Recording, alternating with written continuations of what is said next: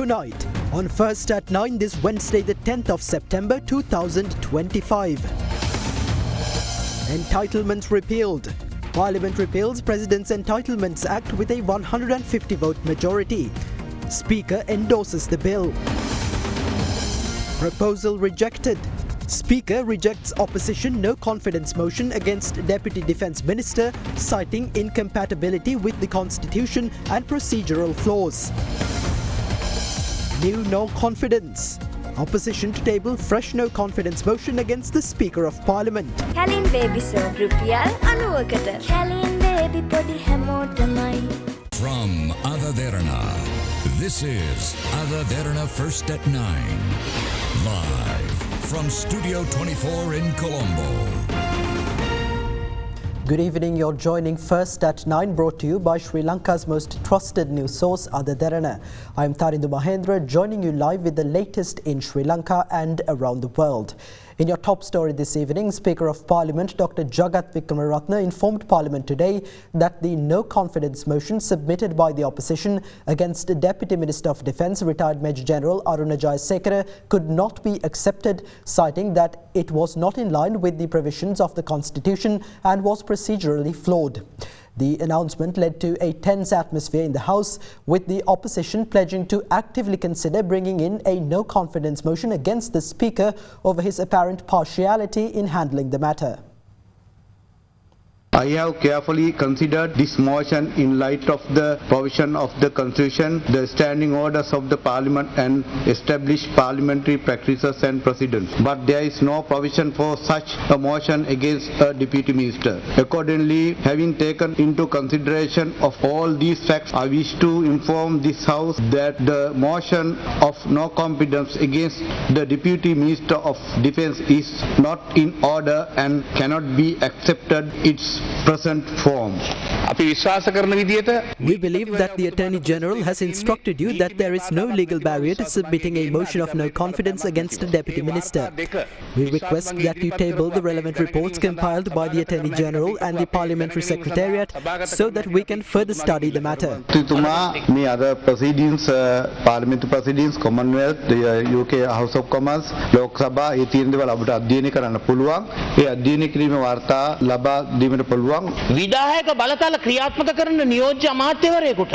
In parliamentary democracies following the Westminster system, it is entirely acceptable to submit motions of no confidence or disapproval against deputy ministers who wield executive powers. This is clearly outlined in authoritative parliamentary references such as Erskine May and Cowell and Shackder. I have personally reviewed these texts to support our position. කිසිම president එකක් නෑ ගරු විපක්ෂ නායක. ඊළාට ගරු කතානායකතුමනි MP Ranjit Madhumabandara threatened that if a no-confidence motion against the Deputy Defence Minister was not accepted, a no-confidence motion would be brought against the Speaker himself. Is this how democracy is meant to function? If the Speaker fails to safeguard the rights of the opposition, we will be compelled to take necessary steps to defend ourselves. Father Cyril Gamini requested that the Deputy Defence Minister be removed from the investigation into the Easter attacks. Educated voices within the government echo the same sentiment. You are unlawfully appropriating our lawful resolution to prevent discord within the NPP. රුපියල් 8900ක මාසික වාරිකයකට brand new TVS XL 100 යතුරු පැදියක් ගන්න. Now, the opposition alleges that the dismissal of the no-confidence motion against the Deputy Minister of Defence reflects the partiality of Speaker Dr. Jagat Wickramaratne. Speaking to the media today, opposition representatives announced that they are actively considering bringing in a no-confidence motion against the Speaker of Parliament. We submitted a no-confidence motion against the Deputy Minister of Defence. However, the motion was dismissed without being debated in Parliament. During the parliamentary session, the Speaker said that there are no provisions allowing such a motion to be brought against a Deputy Minister. In light of this, we formally requested the Speaker to table the reports prepared by the Attorney General and the Parliamentary Secretariat so that they can be studied and properly scrutinised. පාස්කු ප්‍රහාරයේ සාක්ෂි වසන් කිරීම පිළිබඳ වගකීම The Deputy Minister of Defence bears responsibility for withholding critical information related to the Easter Sunday attacks, and he has previously been questioned on these matters. Given that we had reason to believe his subordinates were also involved in concealing vital details, we were concerned from the outset that the opportunity to debate this issue in Parliament might be obstructed. The Attorney General clearly stated that there is no legal barrier preventing the submission or debate of a no-confidence motion in this case. If the Speaker chooses to disregard the Attorney General's legal opinion, it is imperative that he provide a strong and recent justification for doing so. What then is the official position of the Parliamentary Secretariat on this matter? It is well known that the current Speaker is neither legally trained nor politically experienced. Traditionally, those appointed as Speaker have stepped down from their party affiliations to uphold impartiality. However, the current Speaker continues to actively participate in party politics even at the grassroots level. Moreover, there are serious allegations of abuse of power against him. Given these concerns, we are seriously considering the submission of a no-confidence motion against the Speaker himself. The bill to repeal the President's Entitlements Act, which grants former presidents or their widows housing, a secretarial allowance, official transport and other facilities, was passed in Parliament today without amendment. At the conclusion of the debate, the government called for a vote, during which 151 members voted in favour. The Samagi Jana Balawegaya, Sri Lanka Podu Jana Peramuna and the Ilanka Tamil Arasukachi were absent from the House, while only MP Chamara Sampath Dasanayake voted against the bill. The government has introduced a new bill to repeal the President's Entitlements Act No. 4 of 1986. Under the proposed bill, any house provided to former president or the widow of a former president, any monthly allowance paid to a former president or their widow, any monthly secretarial allowance, official transport, and all other facilities, including the monthly pension paid to a widow of a former president, will be repealed. However, as the salaries and pensions of a president are constitutionally mandated, they will not be affected by this bill. The bill also does not affect the provision of security to former presidents. The pension of the President is determined by Clause 36 of the Constitution. In this bill, those provisions are not included. When the Constitution is amended in the future, we can consider what will happen to the President's pension. Today's bill only covers the fundamentals. Regarding the official residence for a former President, if there is no suitable place for them, 1/3 of the pension will be provided to secure a suitable residence. The bill also covers pensions for widows and secretarial allowances. Some may argue that a person who won the vote does not have adequate security. Security is not addressed in this bill, it is included in the cabinet papers. If the security provided is insufficient, it can be increased upon request. Remember, this bill is for us, not for you. Future presidents will no longer come from your side, only from ours. Once the bill is passed, former President Mahinda Rajapaksa will vacate the residence without issue. Losing an election or vote is one matter, but some respect for him remains among the people. One person argued that the next president may also come from their side. Remember, President Gotabaya Rajapaksa became president just 3 months after entering politics. Therefore, we cannot predict who the next president will be. I personally believe that when President Anwar Disanayake retires, he will realize the seriousness of this issue. We saw how Rohana Vijayveera's family was treated after he left leadership and how Somohan Shamarasinha was treated by your party after leaving leadership. The same could happen to President Anwar Disanayake. A recent example of this is Nepal. Until a few days ago, the country was peaceful. However, after a Supreme Court verdict without government involvement and with a communist government in power, significant unrest occurred. These acts put not only the president but also retired personnel at risk. Additionally, the wife of Nepal's former prime minister died, showing that the government bears responsibility for the safety of retired leaders and their families. The security of former president was mentioned here. This bill does not address that, as security is provided separately. At the conclusion of the debate, the government requested a vote on the bill to repeal the President's Entitlements Act. දෙවෙනි වර කියවා සම්මත කිරීමට පක්ෂව ඡන්ද 151ක්ද Accordingly, 151 votes were cast in favour and 1 vote against. The single vote against the bill was cast by New Democratic Front MP Chamara Sampath Dasanayaka, while MP Ramanathan Archana voted in favour. The bill was subsequently considered at the committee stage and passed without amendment. Accordingly, Speaker Dr. Jagat Vikramaratne endorsed the bill, formally enacting it this afternoon. The Sri Lanka Podujana Peramuna announced today that it has served a legal demand letter to Deputy Minister of Public Security and Parliamentary Affairs Sunil Watagala seeking 1 billion rupees in damages for alleged defamation of Namal Rajapaksa. The move follows recent public remarks made by the Deputy Minister during a meeting in Homagama, where he presented several photographs and claimed that certain politicians were connected to drug trafficking operations. Addressing the media, SLPP General Secretary Sagara Kariyavasam stated that if Deputy Minister Watagala fails to publicly apologise or settle the compensation within 3 days, the party will proceed with legal action after a 2-week period. He further emphasised that the SLPP would not hesitate to take legal action against anyone who spreads false and defamatory statements targeting members of the party.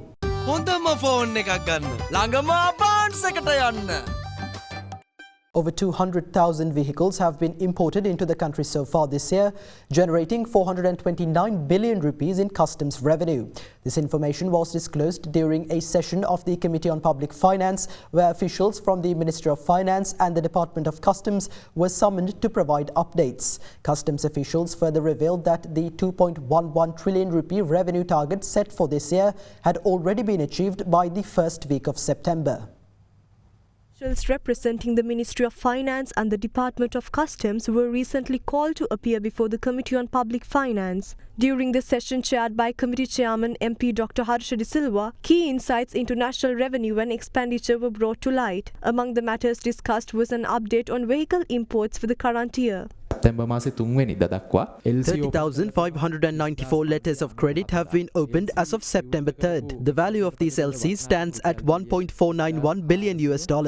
During this period, 220,026 vehicles have been imported to the country. Out of that, 154,537 vehicles have been cleared by customs. This comprises 98,923 motorcycles, 40,323 motor cars, 9,025 three-wheelers, 5,368 commercial vehicles and 898 vans, buses and other vehicles. Overall, customs has collected 429 billion rupees in revenue. Between 2017 and 2022, Sri Lanka Customs consistently fell short of the annual revenue target set for each of those 5 years.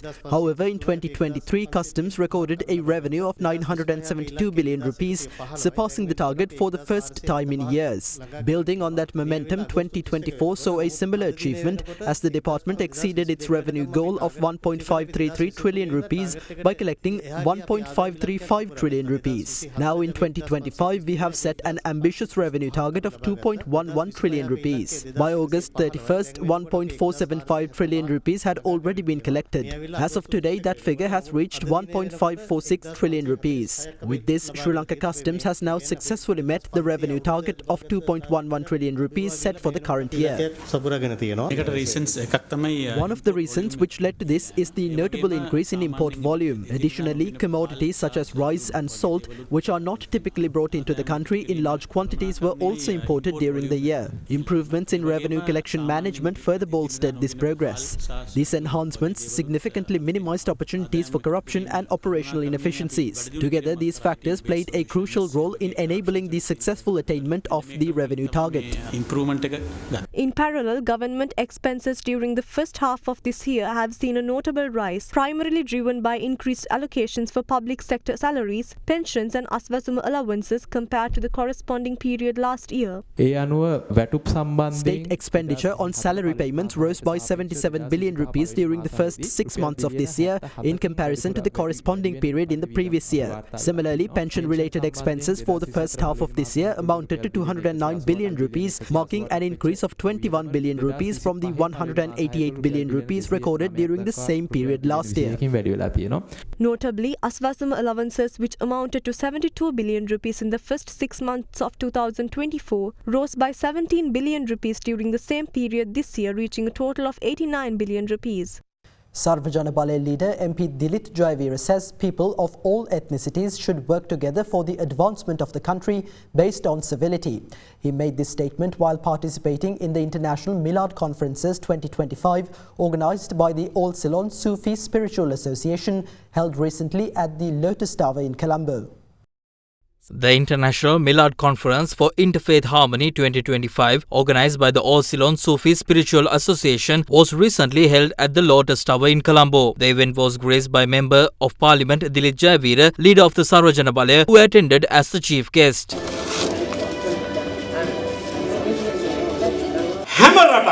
Every country builds its civility on its primary religion and ethnicity. Some people use the term racist on certain occasions. Despite what happens in other countries, in Sri Lanka, civility can't be influenced by religious pressure. In this country, as long as Buddhism remains the foundation, racism cannot take root. Sri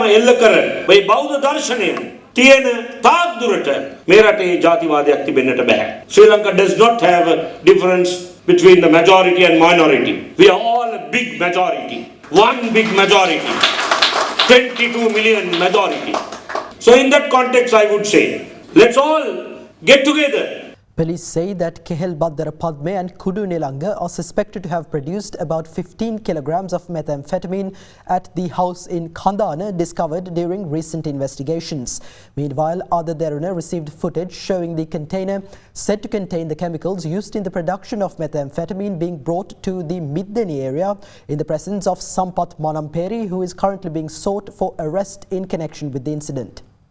The Western North Crime Division recently discovered approximately 50,000 kilograms of chemicals in Middenia said to be used by organized criminals Kehel Baddara Padme and Kudu Nilanga to manufacture methamphetamine. Ada Derana has received footage showing the container, which is said to contain chemicals used in the production of methamphetamine, being brought to Middenia.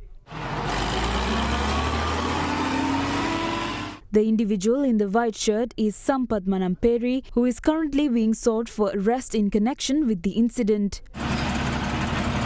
Police say that after chemicals were unloaded at this location, some of them were taken to Nuwara Elia. The chemicals were reportedly bound for this rental house in Nuwara Elia. However, the container transported had suffered a mechanical fault, which is when this photograph had been taken. Police revealed that a backhoe was later brought to the scene and the vehicle was taken away as residents of the area might have become suspicious. Police said that the vehicle was later taken to Hambantota and Godagama and then to the house in Kandana. Investigations have also revealed that another person had sent photographs and videos of all those places to Kehel Baddara Padme and Kudu Nilanga. Police have initiated an investigation to locate the container transport. Further investigations into the incident are conducted under the direction of Assistant Superintendent of Police in charge of the Western North Crime Division, Rohan Olugala, and its OIC Linton Silva.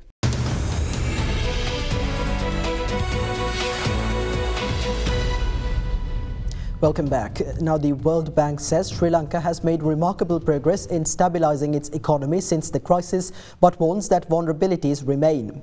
In its latest public finance review, the bank highlights that a substantial fiscal adjustment, including higher taxes and tighter spending, improved the primary balance by 7.9% of GDP between 2021 and 2024. This led to a primary surplus, reduced debt to GDP, and eased pressure on domestic borrowings. The report notes that monetary policy reforms helped bring inflation under control, while the rupee stabilized after its sharp 2022 fall. Growth rebounded by around 5% in 2024, following a severe contraction in the previous 2 years. The banking system's net foreign assets also turned positive, reaching $1.5 billion by end 2024. However, the World Bank stresses that debt restructuring and meeting IMF targets are crucial to restore investor confidence. It calls for raising revenues by up to 2% of GDP by 2029, improving the quality of government spending and balancing debt sustainability with inclusive growth. The Colombo Bourse closed in positive territory today as a result of price gains in counters such as Dialog Ashiata, Sunshine Holdings and Royal Ceramics Lanka. The benchmark ASPI gained 95.23 points to close at 20,769.34, while the more liquid S&P Sri Lanka 20 gained 34.58 points to end the day at 5,929.71. Market turnover was 11.8 billion rupees. Foreign participation in market activity remained at subdued levels, with foreigners closing as net sellers, offloading shares worth 9.4 billion rupees. Up next, we have Chamalka Fonseca from Capital Alliance in our next segment, Economic Outlook. The weekly average weighted prime lending rate rose by 19 basis points, reaching 8.16%, while the average weighted call money rate remained stable at 7.86%. Overall market liquidity edged down, recording a surplus of Rs 144.37 billion. In the government securities market, T-bill and T-bond yields remained broadly stable. Foreign investor participation improved. In the external sector, the Sri Lankan rupee recorded a year-to-date depreciation of 3.2% against the US dollar as of 4th September 2025.